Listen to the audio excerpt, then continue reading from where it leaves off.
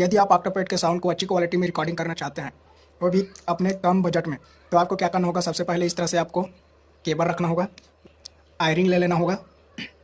उसके बाद आपको क्या करना होगा, इसे सबसे पहले इसमें हमें लगा लेना है। उसके बाद आप देख सकते हैं यहाँ नीचे पे इसमें फ़ोन पर हमें लगा लेना है, फ़ोन में।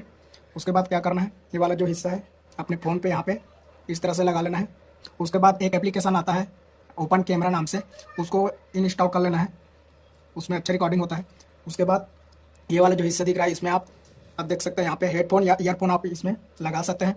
उसके बाद आपको साथ ही साथ ऑक्टोपैड के साउंड के साथ आपको गाना भी रिकॉर्डिंग करना है इसमें।